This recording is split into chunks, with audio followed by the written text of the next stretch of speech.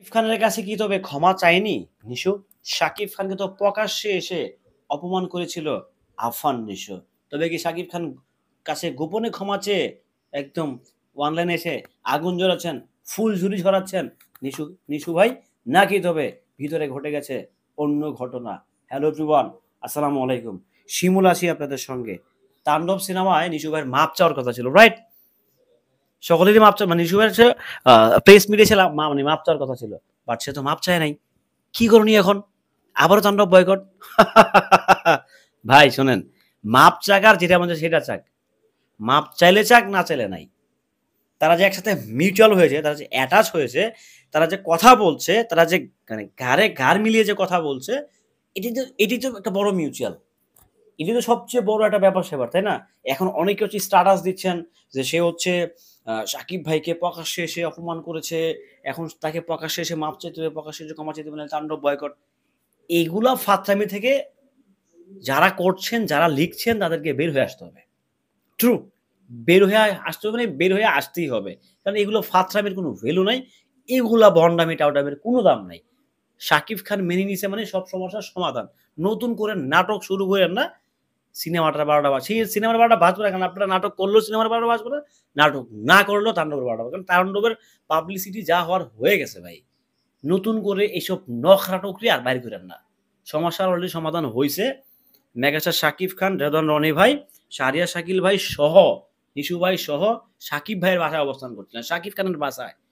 শাকিব খানের অফিস যেটা SK films, ওই অফিসে তার উপরে তো তার বাসা, ওখানেই সবাই মিলে অবস্থান করছিল। খাওয়া-দাওয়া করে একদম ফুল একটা ফ্রেশ মাইন্ডসেট নিয়ে ওখান থেকে বের হইছে। সো যারা লেখালেখি করছেন, যারা নতুন করে আবার খোঁজাখুঁজি করার চেষ্টা করছেন তাদের দৃষ্টি আকর্ষণ করছি ভাই, আল্লাহর হস্তে অন্তত এইগুলো ছেঁচড়ামি বন্ধ করেন। এই ছেঁচড়ামিটা করবেন না মানে করবেন না। করার দরকার নাই ভাই। সময় হাতে নাই। এই কারণে নাটক বন্ধ করেন আপাতত। নাটক বহুত করছেন, নাটক একটু কমায়া করেন প্রিয়।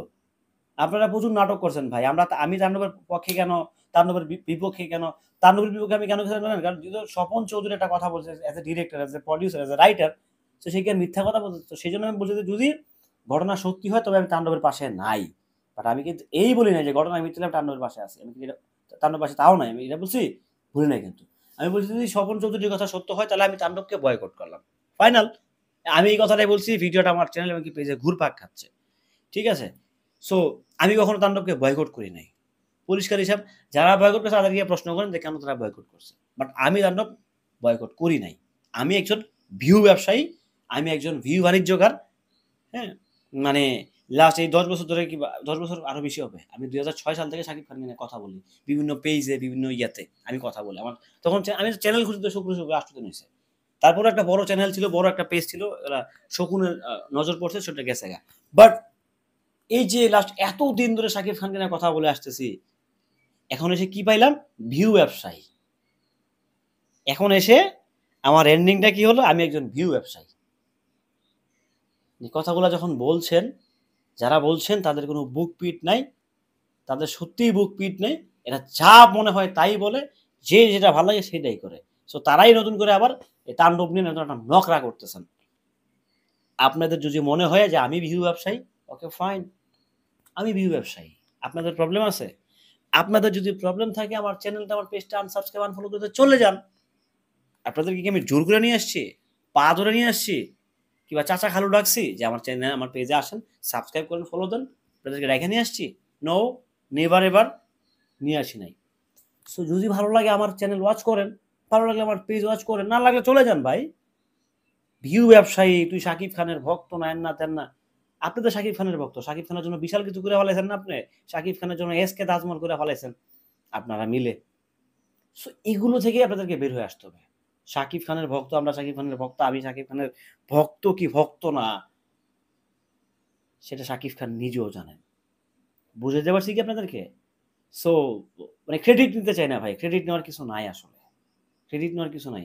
যখন আমি প্রতিবাদ করতাম, তখন আপনারা কোথায় ছিলেন?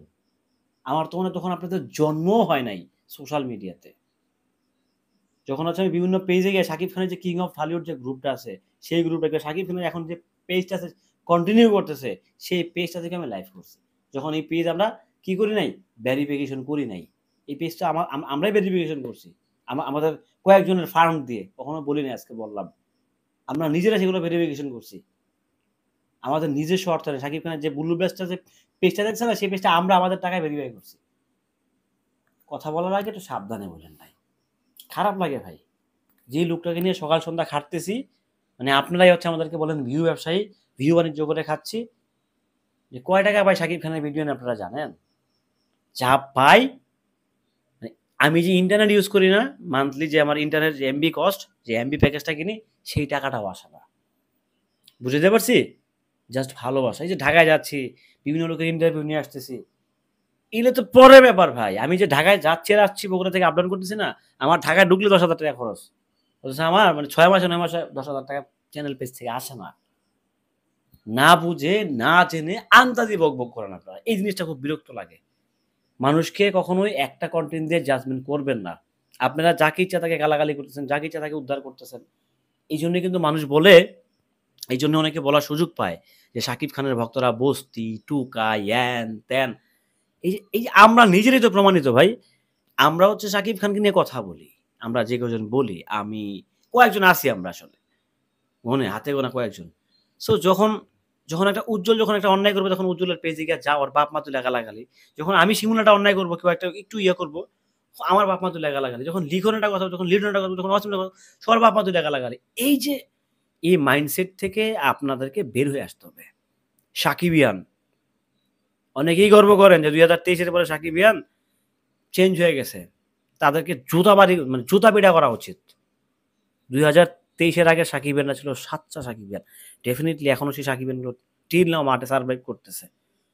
আপনারা যারা বলছেন যে 2023 এর পরে সাকিবিয়ানরা চেঞ্জ হয়ে গেছে, আমি বলব আপনি একজন গণ্ডমূর্খ। যে বলছেন, যারা বলছেন, বলার চেষ্টা করছেন, মূর্খ মিন হচ্ছে মূর্খ। চেহারা সুন্দর থাকলে, দাঁতগুলো পরিষ্কার থাকলেই সৌন্দর্য হয় না। চেহারা পরিষ্কার আর দাঁত পরিষ্কার থাকলে হয় না। তোর মনটাও ময়লা, তোর সব জায়গায় ময়লা, তোর সব জায়গায়। তোর চেহারার ভরিটা ছাড়া তোর সর্ব অঙ্গে ময়লা, আমার কাছে মনে হচ্ছে। 2023 এর পরে সাকিব খান স্মার্ট হয়ে গেছে। তার আগে কি খ্যাত ছিল নাকি? তার আগে খ্যাত ছিল, বস্তি ছিল নাকি তার আগে? কথাবার্তা বলার আগে সাবধান একটু বললেন। সাকিব খানরা কখনোই খ্যাত বস্তি ছিল না, তারা আগে থেকেই স্মার্ট ছিল। সো যাই হোক, প্রিয় সাকিবিয়ানরা, আপনারা নিশ্চয়ই কারো কথায় বায়াসড হন, কারো কথা হিপনোটাইজ হয়ে যান। সো প্লিজ, এটা হওয়া যাবে না। এটা হওয়াই যাবে না। কেন হবেন? আপনি আপনার কথায় শুনতেছেন, আপনি আপনার কামাই খাচ্ছেন, আপনি আর্নিং করতেছেন, আপনি খরচ করতেছেন, আপনি আপনার কথা শুনবেন। কে কি বলল, কে কোথা থেকে স্টেটমেন্ট দিল, বয়কট এগুলো ফাত্রামি বাদ দেন ভাই। নতুন করে নাটক সৃষ্টি করার চেষ্টা করেন না। যা হইছে এখানে স্টপ। সমস্যার সমাধান হয়ে গেছে। সো বুঝতেই তো পারছেন। ভালো থাকবেন সবাই, সুস্থ থাকবেন। ভিডিওটি কেমন ছিল কমেন্ট করে জানান। যদি আমি কাউকে কষ্ট দিয়ে থাকি, ক্ষমার দৃষ্টিতে দেখবেন। আমি একজন মানুষ, হিউম্যান বিং, আমার ভুল হতে পারে। ভালো থাকবেন। আল্লাহ হাফেজ।